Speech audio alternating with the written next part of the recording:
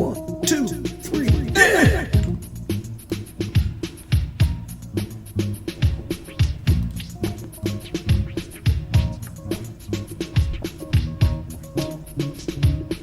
This is Amari Purple Talk. Yes.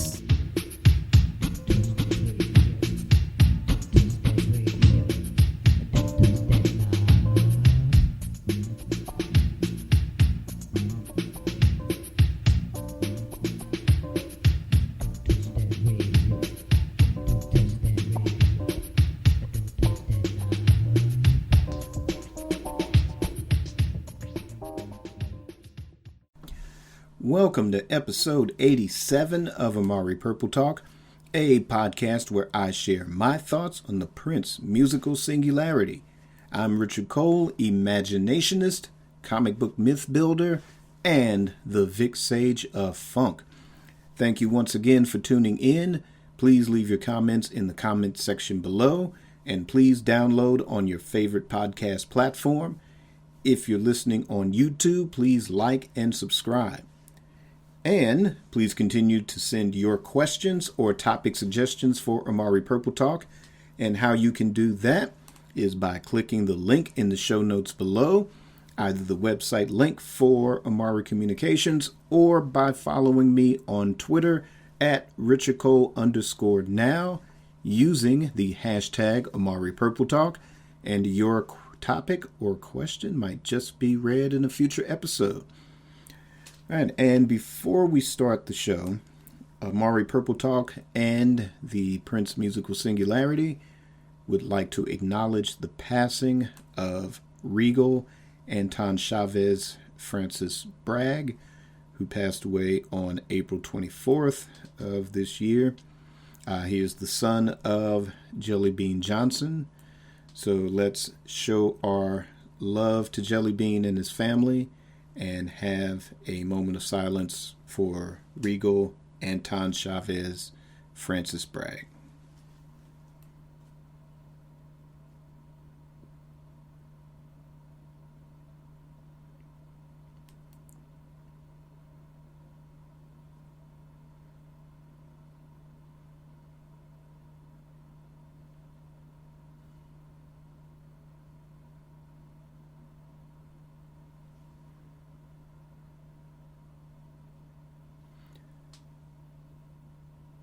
Peace, love, and prayers to Regal Anton Chavez Francis Bragg. His family would like you all to continue honoring his memory by just supporting his music. He was a musician in his own right, didn't want to capitalize on the Jelly Bean Johnson family name at all. So by all means, check his music out. And let's go ahead and start our show for today. And we're going to start with, there's been a leak of a track. It's Prince doing the Chic song Le Freak, kind of mashed up with his song Sexy Dancer. I want to say this track is funky, and I want this released yesterday.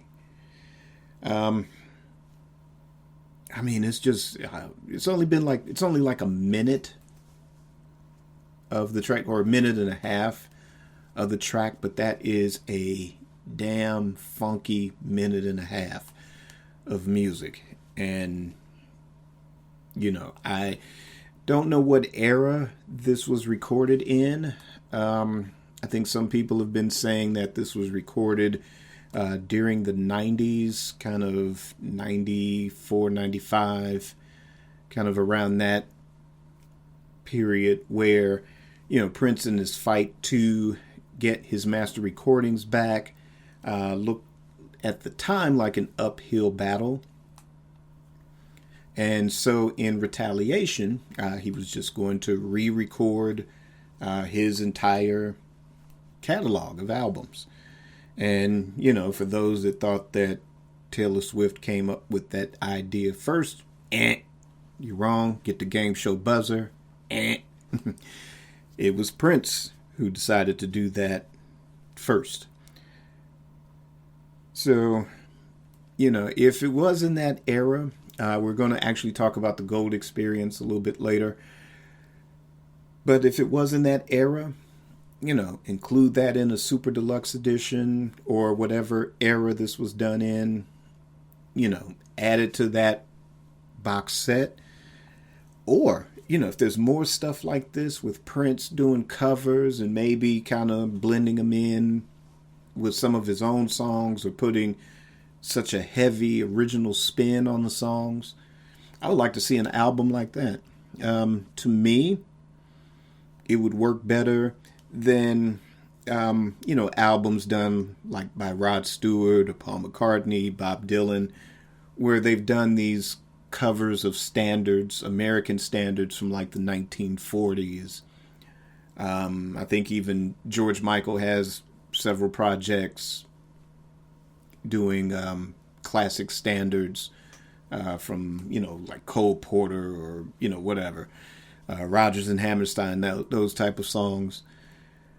Although some of those are pretty good. And hey, wouldn't even mind a album of Prince covering that period of time as well, if something like that exists. But as far as a good funk and soul type album along those lines, to me, if there's more tracks in the vault like that, I would definitely like to hear it. I'd be down for it. Or if, Prince re-recording his catalog, if a lot of those songs had this type of feel and this type of energy, I'd be down for that too. I know we had the 1999, the New Master, and while that sort of left me kind of flat a little bit, I don't know, it just depends. If they've taken elements of the original mix, cool, I'd be down for it. So by all means, check out this track. I'm sure it's still floating around social media. Or, again, get Troy Carter and Michael Howe, get the Prince Estate. Let them know that this exists if they haven't cataloged it already. Again, if it's relevant to a super deluxe, I'd like to hear it on that, the full version. If it could be a springboard for an original project of Prince doing these kind of funky little covers and blending them in with his own tracks, seeing the possible inspiration or evolution of Prince's songs or his style, then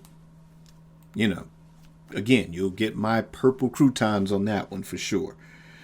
But what do you think? If you've heard it, let me know what you think about it. Let me know your thoughts. And now let's move to our main topic, and that is going to be about the gold experience. So here we are. We're roughly 3 months away from the release of Welcome to America, and close to a month and a half away from the Record Store Day release of The Truth. Both of those releases I'm excited for, but today I want to shift the focus back to the gold experience. So days prior to the announcement of Welcome to America and The Truth, rumors started circulating about the lawsuit involving the most beautiful girl in the world reaching a settlement. Now, the rumor started with a court document filed by the Prince Estate. I had a PDF of that filing, only had time to kind of really just glance at it, and have been unable to locate where I put the PDF file. So that being said, based on just what little I've had to look at that, it didn't appear to be an actual settlement or resolution but a recommendation on, I guess, key points regarding credit issues. So, my thoughts about the lawsuit in general: it is the most ridiculous lawsuit in the history of the music industry to me. We've covered it many times on Amari Purple Talk.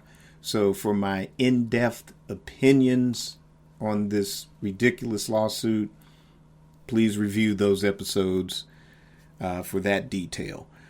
But with that being said, for those that have no idea what's going on or what we're talking about in regards to the song "The Most Beautiful Girl in the World," this was a song that Prince released independently, kind of during his dissatisfaction with his Warner Brothers contract. And the long and short of it is that this track proved that he can market music without the help of a major record label. Meanwhile, two Italian songwriters claim that Prince plagiarized "The Most Beautiful Girl in the World" from a song that they wrote, a song whose title escapes me, but again, refer to past episodes of Amari Purple Talk in regards to the Gold Experience, and again, you'll get the gist of what's happening. So here we are. The Prince estate files this document, and again, possibly wanting some type of, or doing some type of negotiation strategy in order to be able to use this song. For a long time, if you went on whatever your favorite streaming platform is, Tidal, Apple Music, Spotify, whatever, and you wanted to listen to the Gold Experience, then what would happen is that you would see the song "Most Beautiful Girl in the World," but you wouldn't be able to play it.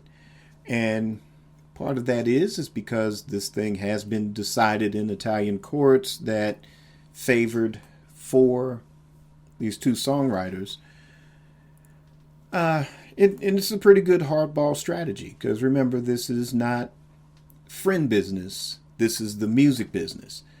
And, if you're going to hijack one of the most important artists on the planet like that, no, you're not going to get not one thin dime out of the Prince estate.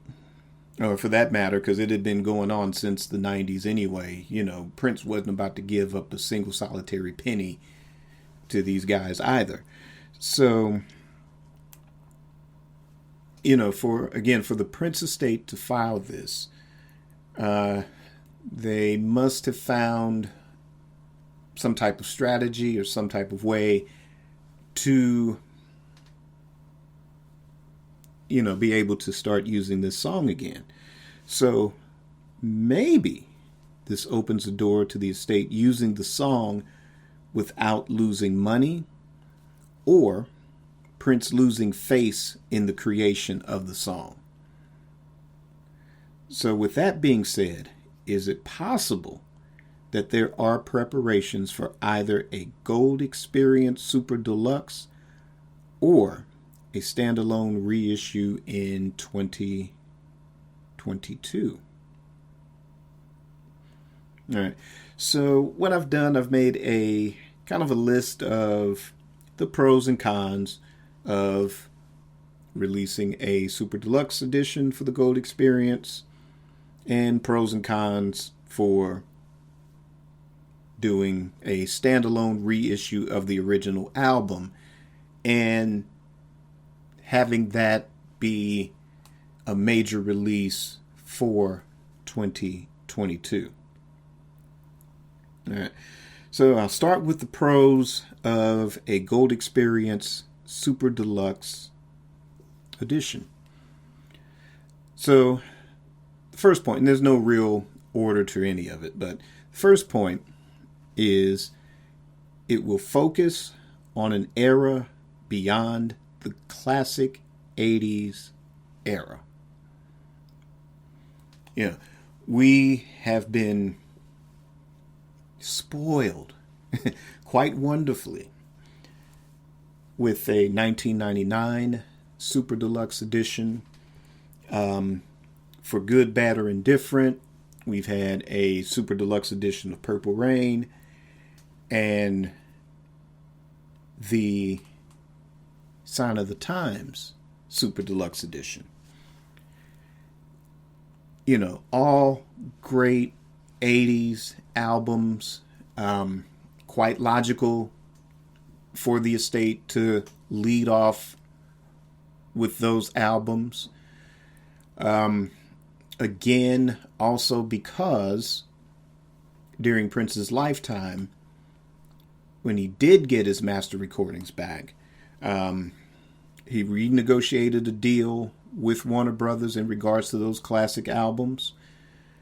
And until this year, that contract was a valid standing recording contract, or contract for the licensing of the master recordings. The sort of cherry on top was that Prince delivered new music, that being Artificial Age, as well as Plectrum Electrum, as you know, as part of the negotiation for Warner Brothers licensing the masters that Prince now owned in 2014. So, like I said, we got 3 classic Prince albums as Super Deluxe editions.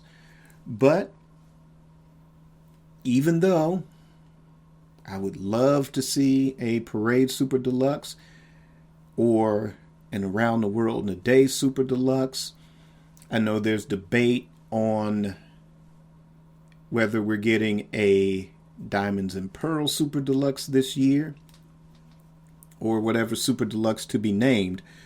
But I think the focus now, at least for now, is to kind of move away from that classic 80s era and start to focus on other key periods of Prince's genius. You know, through the 90s, through the 2000s. I mean, this year, again, regardless of what Super Deluxe is to be named, one of the first things we are getting is the Welcome to America, you know, which is 2011, focuses on that era. And then you have The Truth for Record Store Day, which represents the 90s. It represents probably the best of the late 90s, in my opinion. So I think that's a great idea to continue that momentum and go with something that's sort of middle ground. The Gold Experience, it is in that whole era. For me, well, I'll get to that point later, but it is a great bridge between the classic material and a lot of great material that came after the 90s. So focus on an era beyond the classic 80s era. Next point is that it gives historical context of Prince's fight for independence from Warner Brothers. And, we're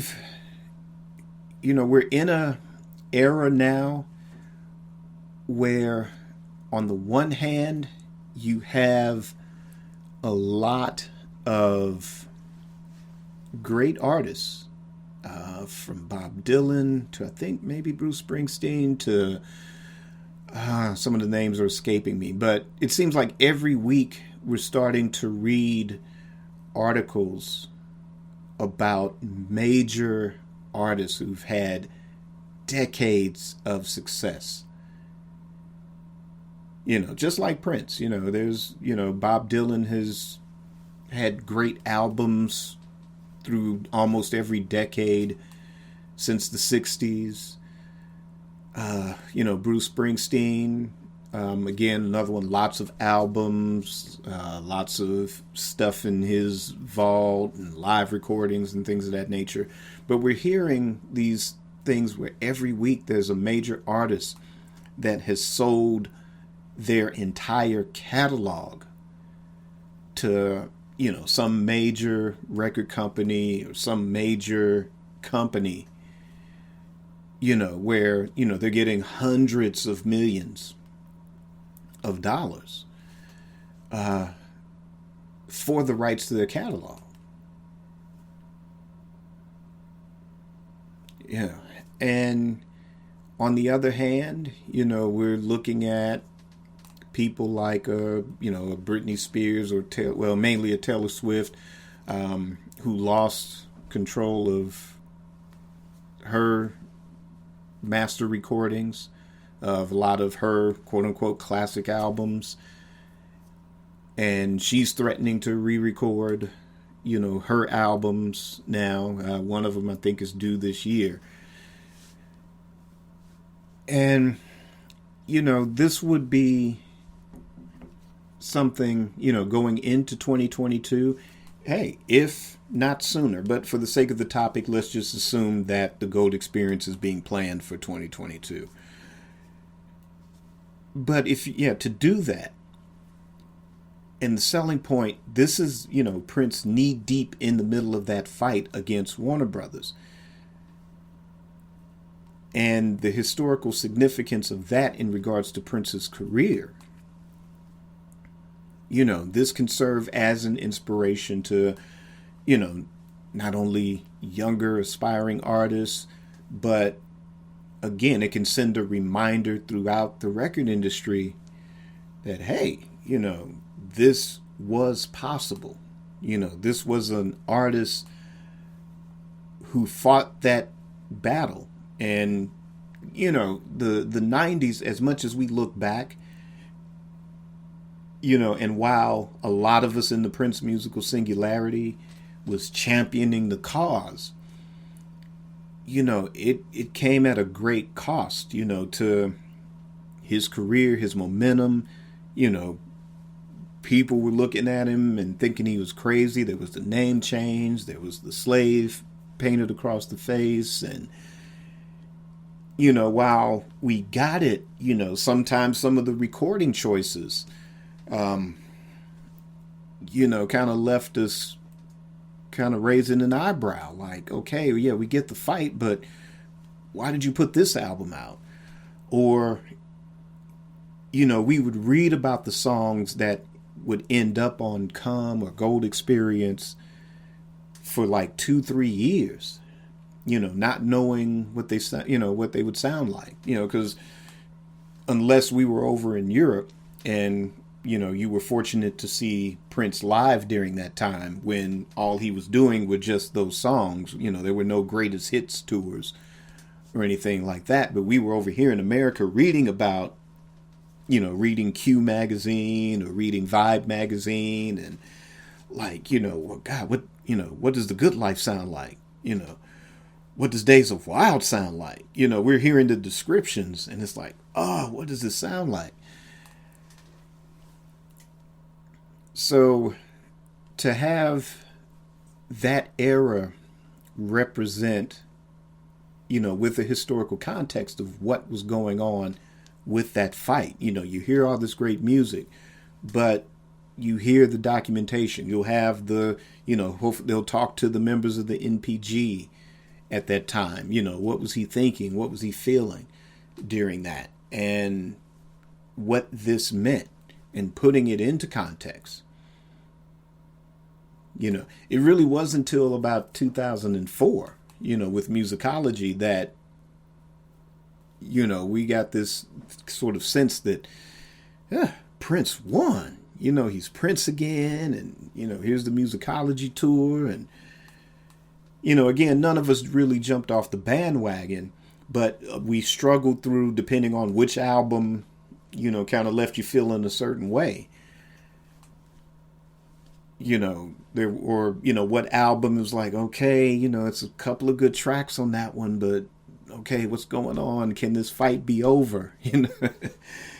type thing, but we hung in there, and, then came the NPG Music Club. And so it was like, okay, this will work. And then a couple of years after that, here's musicology. And, that just kind of paved the way for him to, ride out his career. So, giving historical context of Fight for Independence from Warner Brothers. All right, and the next point, with or without the most beautiful girl in the world, a lot of great songs. In other words, you might end up combining tracks from the Come album and era-appropriate vault tracks. On a previous episode of Amari Purple Talk, where discussed the possibility of not a Gold Experience box set, but a box set representing that era from 1993 to about 1995 or so, maybe 1996. The wealth of not only release material, but vault tracks, as well as even live tracks. There's a lot of live concerts, a lot of live DVDs, a lot of stuff filmed that would make a great live DVD. There is so much material that you might not be able to fit that into one single box set. You might have to do like a volume 1 or volume 2 just on that era alone. Just like I said, given the wealth of material that's available for that. And especially if you merge what would end up on Emancipation, which I think you would almost have to if you're going to do a sort of era-spanning box set of that period. So, with or without the most beautiful girl in the world, a lot of great songs and era-appropriate vault tracks. Now, like I said, they could decide to do a super deluxe edition without the song. It would be hard because that is a very important piece of Prince history, and especially in regards to that era. That was the catalyst that made independence a reality for Prince. So it'd be hard to kind of go without the song, but hey, it could possibly happen. But the next one, and this is interesting, comparing Prince eras to Egyptian dynasties. This would best represent his second great era. So again, kind of piggybacking off the first topic of focusing beyond the classic 80s period.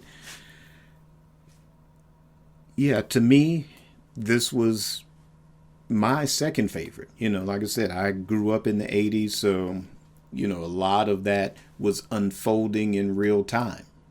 There was no Prince past tense, other than whatever the year before was. But, if you were in 1986, only Parade existed. There was no Sign of the Times yet. It was yet to be heard. It was being worked on. But the rest of us didn't get to hear it till 87. Or, in 1988, Batman didn't exist, as far as the soundtrack. But to me, Diamonds and Pearls, I've had sort of mixed feelings about. I mean, I enjoyed it when it was out. I can still listen to it now. Again, the excitement of a super deluxe edition, it would actually hinge more on the vault tracks and whatever bonus material is included in it. And basically, a remaster of the original album. I might have a better viewpoint depending on how that would turn out. But, yeah, Diamonds and Pearls, the Symbol album, it was kind of wondering what was happening, so to speak. And then came 93 and then the name change. And, it didn't really, to me, this era didn't really solidify itself until, I would say, summer of 1994. Two things for me. First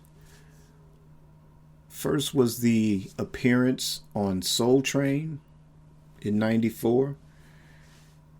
And second was the Vibe magazine article, the cover story, where he was the cover of Vibe magazine that month. And then there was that issue of Controversy magazine with the famous letter written by Maite, where there were leaks of the titles of a lot of songs that would end up on either Come or the Gold Experience. I mean, just all of those things. It was kind of building that myth, or it was rebuilding a whole new myth, really, where, to me, like the Rolling Stone cover with Prince and Vanity and that article, to me, when that came out in 1983, to me that sort of solidified the whole Prince myth then. And here was kind of like a reinvention of that for the 90s. So it was like, finally, it's a whole different approach and some new ideas. And like I said, it's my second favorite era. The band, when it kind of slimmed down to, Michael Bland and Morris Hayes and Tommy Barbarella, Sonny T. It was just a lot of fun seeing what was going to happen next. So for me, it was second great era, second favorite era. And last of the pros, lots of great video material to choose from. So, I mean, everything from music videos, live shows, you might have to do 2 DVDs on that one. Like I said, one for the music videos, one for, whatever live performance, captured best on video. And the last one would be, the original album would be remastered. And on top of that, any alternate versions of certain songs that could be included in like the vault tracks. Yeah, this would be definitely a Super Deluxe worth checking out. So from there, we'll move on to the cons of it. So not a lot of downside to both of these categories, both the Super Deluxe and the original vinyl. But I would say for the Super Deluxe, if there was one downside to it, that the most beautiful girl in the world would not be included in that set. And again, like I said, it's sad that this particular lawsuit, ironically, what Prince had been fighting for in regards to independence, is hemmed up by the entanglements of the music industry, or music industry legalities, so to speak. So, yeah, it would be a crime if this song was left off of any original version or Super Deluxe configuration for the Gold Experience. Again, this isn't necessarily a downside, but if you're going to have a standalone Super Deluxe edition, again, there's so much material to cover that something like this would take a volume 1 or volume 2, especially if you did like the entire era of it. Or it would be harder to sort of pick the songs to include as far as vault tracks for a Super Deluxe edition. And the final downside to a Super Deluxe edition is that fans would rather have a classic era Super Deluxe edition. I know when the rumors for Diamonds and Pearls started to surface, that, a lot of people like, man, where I want Parade. And I get it. I would rather have a Parade Super Deluxe edition than a Diamonds and Pearls Super Deluxe edition, but I do see the logic behind having a Diamonds and Pearls Super Deluxe edition. And again, the selling point for me would be the vault tracks. There's a couple of things that were left off of Diamonds and Pearls that I would love to have, and officially released and mastered and mixed properly, proper release of those songs in the set. And, the music videos too. I would like to have that on a DVD too. So, yeah, if I wasn't going to get a Parade Super Deluxe and you're going to give me a Diamonds and Pearls Super Deluxe, those would be sort of the deal breakers for me, to include those items on it. But yeah, again, there are fans of many eras. There are people that enjoy the 2000s.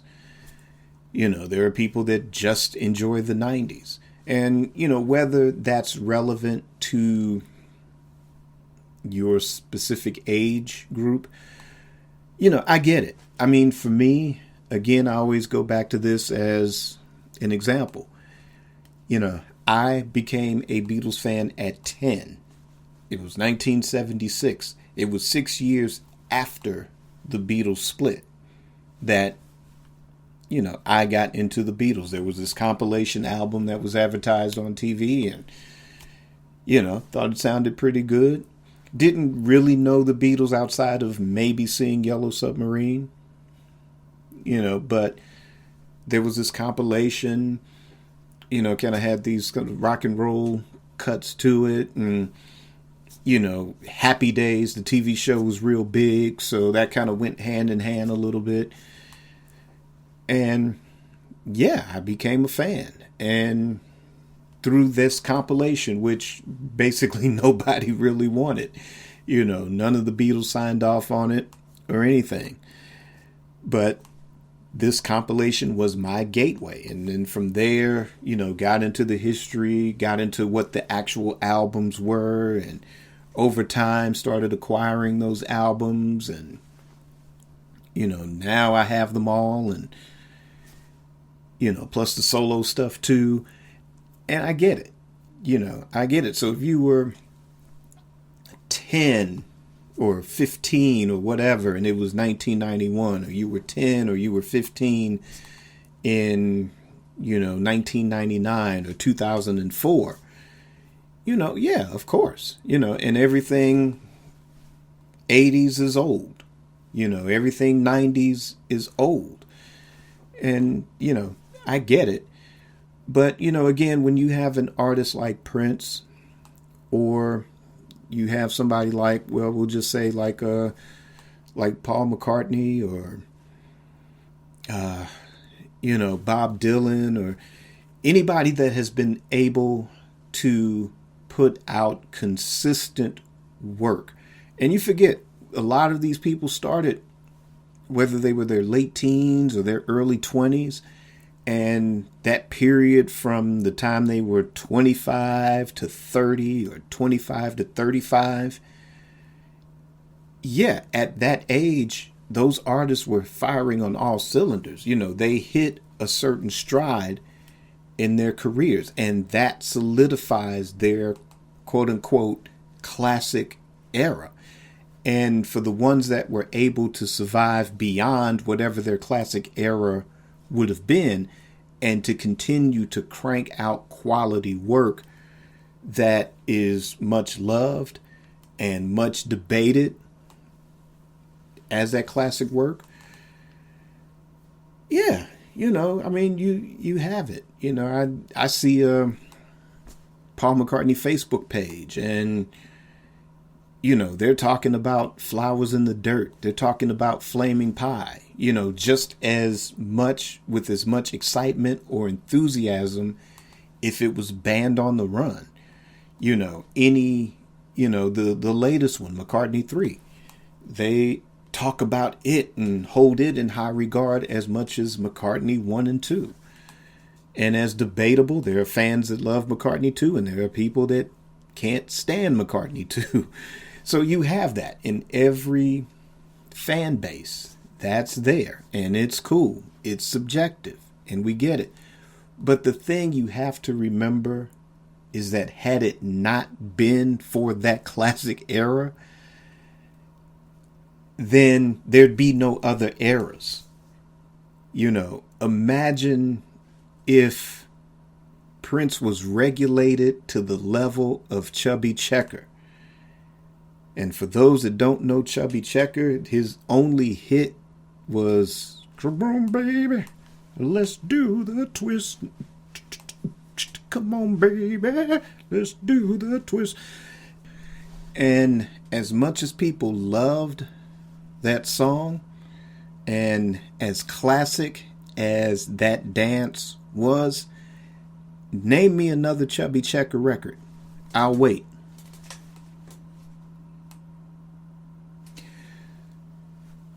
So, imagine that whatever album, record, or whatever trust me, only the deepest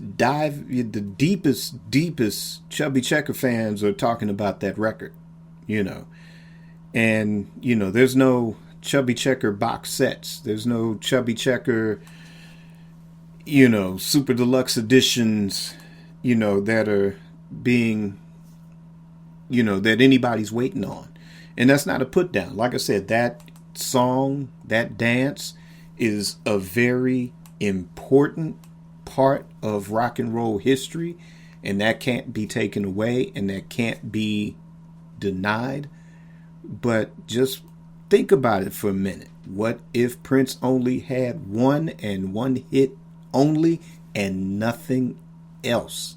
And I don't want to see anything in the comments that's negative or anything. Just imagine that being the case, and there would be no musicology. There would be no artificial age, which, artificial age to me stands up to anything in his classic period, hands down. To me, Black Sweat is a classic that stands up to Kiss. It stands up to When Doves Cry. There's no taking away from that. There's no denying it. Prepping for the show today, I was listening to Hit and Run Phase 1. It's not a favorite amongst Prince fans, but hey, it's in the 2000s. And while I would say I probably don't enjoy it as much as Artificial Age, there's a lot of good stuff that's on Hit and Run Phase 1. And as I was listening to that during show prep, oh, man, Shut This Down, that bass line, whew, funky. June, that is a deep, deep, deep cut. It's got Art of Noise elements in it, and it's that kind of Prince lyric that back in the day, we would talk about, like, man, you hear what he was talking about, or what was he talking about on that? What does that, what does it mean? What is it? But it's in that way that's just like, damn, that dude is deep. And so to consistently challenge your fan base on that level,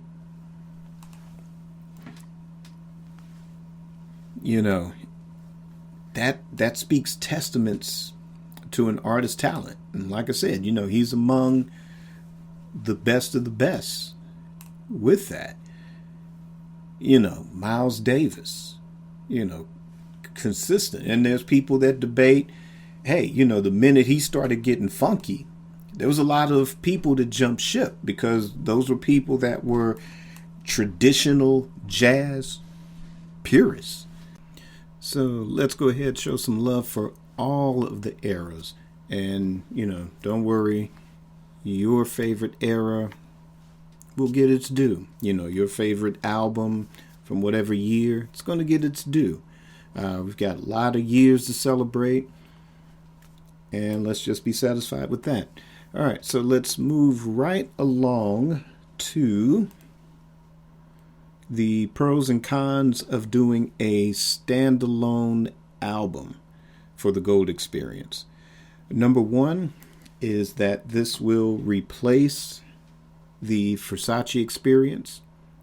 Now, while I did enjoy that album for Record Store Day, they only did the cassette version.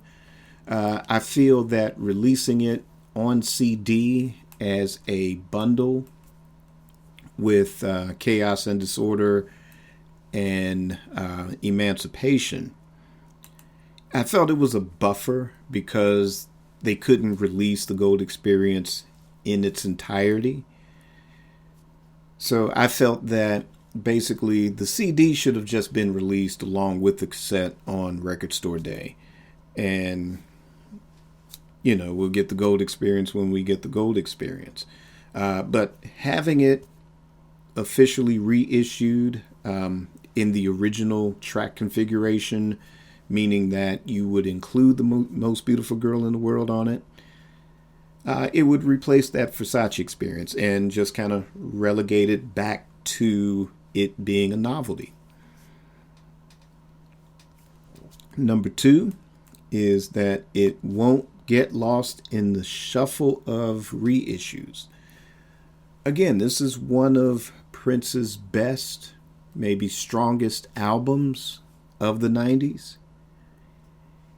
And deserves, especially with the context of what was going on during that period, it gives a lot of the newbies a chance to really dive into this album without having the weight of other reissues getting in the way.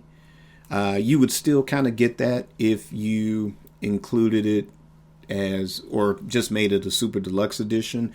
So in addition to the vault tracks, but chances are you might start with listening to a remaster of the original album. But just as a standalone reissue, I mean, you get to absorb the album as a whole.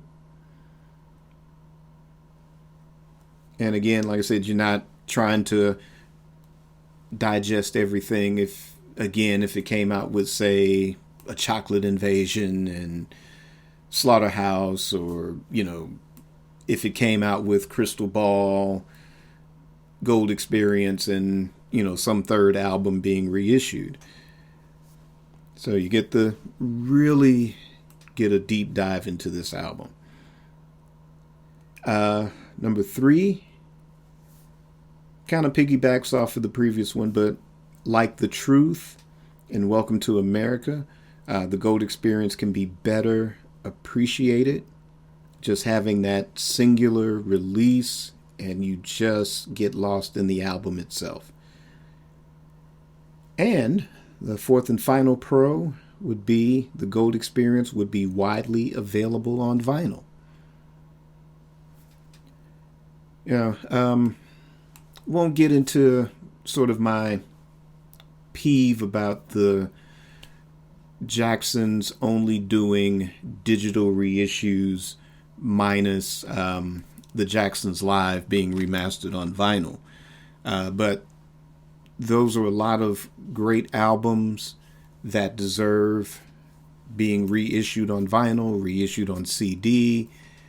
A lot of them, even though the expanded versions come with remixes, there should have been some vault tracks included in a lot of those. But like I said, that's another topic for another show. But the beauty of it is, with the Prince musical singularity, the Prince estate does respect Prince's wishes that vinyl is basically his favorite medium, as well as physical media in general. So it would be great, in addition to having a standalone CD, just do like with Welcome to America, the bundle the vinyl with the CD, kind of like a deluxe version, maybe include a DVD with it. But just have both available, if you just want to purchase the CD or if you just want to purchase the vinyl. But it would definitely be great to finally have that album on vinyl. And as far as some of the cons, then again, same as before with the Super Deluxe Edition, just having The Most Beautiful Girl in the World omitted if the estate can't make any headway or if the courts can't come to an agreement that would allow this track to once again be heard by the public. And if you omit that song, then what song would you replace it with? Days of Wild, the studio version, that was always a contender in previous configurations of that album before it was released. Again, there's a wealth of vault material that you can substitute many songs to replace it. But for the most part, I think a lot of us would just like to have that album. We would just like to have that album in its original form. Then the last, like I said, not too many downsides. But fans would just rather have the Super Deluxe Edition. And, either way, my personal preference would be go ahead, reissue the original album. Like I said, make it available on vinyl. Have it as a standalone release. Have it on vinyl. Have it on CD. Do like Welcome to America. Do a deluxe version. Include a Blu-ray with it also. And just do a box set of the entire era, whether that would be a volume 1 or volume 2, or if they can find a way to make it a single super deluxe or super box set, 5 CDs, 6 CDs, however many, plus a DVD or whatever. That would work. That would be my personal preference. But again, I think if they're going to gear up to do a super deluxe edition and represent the gold experience, I think that would be perfect. You have sort of a trifecta with 1999, Purple Rain, Sign of the Times. So why not? Say do a Diamonds and Pearls, do a gold experience, and whatever super deluxe of the 90s that they can do, and make that a trifecta as well, or a trilogy, or whatever you want to call it. I think it would work. But what's most important, or actually before I even end the show, what I did do, I put up a poll on Twitter. So click on the Twitter link in the show notes below. It is the pinned tweet on my page. And definitely participate. Would you like to see a Gold Experience Super Deluxe Edition or a standalone? Or actually, let me go to the Twitter. So, with the rumors of a settlement regarding The Most Beautiful Girl in the World, do you think there will be a Gold Experience Super Deluxe or a proper standalone reissue of the album being considered for 2022? So check out the show notes below. Go to my Twitter page, participate in that poll. It'll be up all week. And I'll have the final results on next week's episode. But in addition to that, what do you think about the possibility of there being a Gold Experience in some way, shape, or form for 2022, leave me a comment below and let me know your thoughts. And that is going to end this episode of Amari Purple Talk. Kind of had some technical gremlins in the way, so as this is being played back, doesn't look like anything I can fix. Been trying to fix as much while recording this as possible, but just bear with me. Might be time to back up a bunch of stuff on this computer. But thank you once again for sharing your time by listening to this episode. Be sure to also check out the Prince Lyrics podcast. I'm a guest on that. That episode is still up and available, discussing the track Love or Money. Once again, thanks to Jason. And also you can continue your support for Amari Purple Talk by either purchasing Amari Communications merchandise with items including Amari Purple Talk t-shirts, mugs, and masks. Yep, we're almost at the end of the tunnel, but let's still keep our masks on and stuff. And we also have We Funk t-shirts. So to the last beat, to the last bass, to the last band, We Funk. Be sure to get that t-shirt as well. You can also make donations by checking out the links in the show notes below for any amount that you wish. Links are also in the show notes or in the button in the Amari Communications channel banner on YouTube. Until next week, be safe, be peaceful, be wild, create your day, and then create your life. But always keep it purple and on the one.